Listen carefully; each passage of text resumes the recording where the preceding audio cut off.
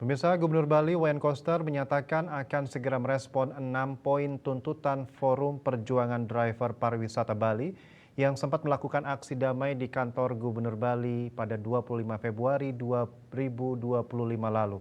Sementara Ketua DPRD Bali, Dewa Made Mahayatnya, mengaku telah melakukan komunikasi dengan dinas terkait dan gubernur.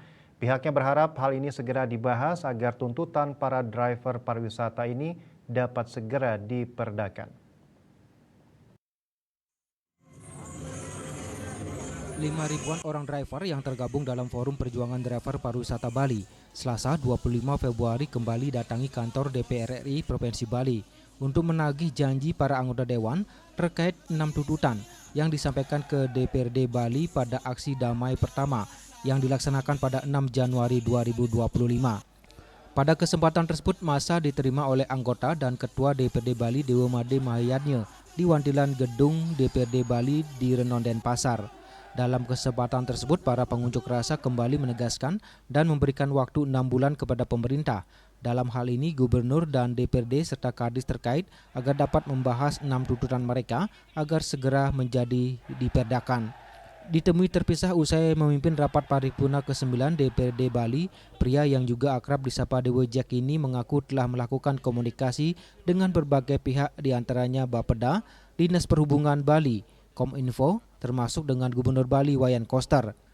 Hasil komunikasi tersebut diharapkan segera mendapat tindak lanjut dan dimasukkan dalam 15 rancangan perda yang tengah dipersiapkan Gubernur Bali. Saya sebenarnya di Bapemperda sudah sounding, dengan Dinas Perhubungan juga sudah, dengan Kominfo juga sudah.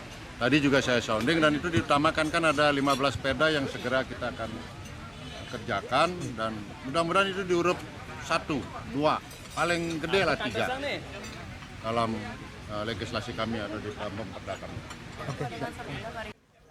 Sementara Gubernur Bali Wayan Koster yang ditemui usai mengikuti rapat paripurna ke-9 DPRD Provinsi Bali menegaskan akan segera merespon keluhan daripada Forum Perjuangan Driver Pariwisata Bali tersebut. Itu akan kita respon, jadi memang harus kita tertibkan. Adapun 6 tuntutan tersebut diantaranya pertama, agar dilakukan pembatasan kuota mobil taksi online di Bali. Kedua, menertibkan dan menata ulang keberadaan vendor-vendor angkutan sewa khusus di Bali, termasuk juga rental mobil dan motor. Ketiga, membuat standarisasi tarif untuk angkutan sewa khusus. Keempat, melakukan pembatasan perekrutan driver hanya KTP Bali.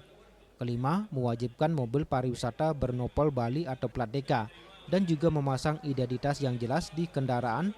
Dan keenam, melakukan standarisasi pada driver pariwisata yang berasal dari luar Bali. Ari Wiratmaja, Bali TV.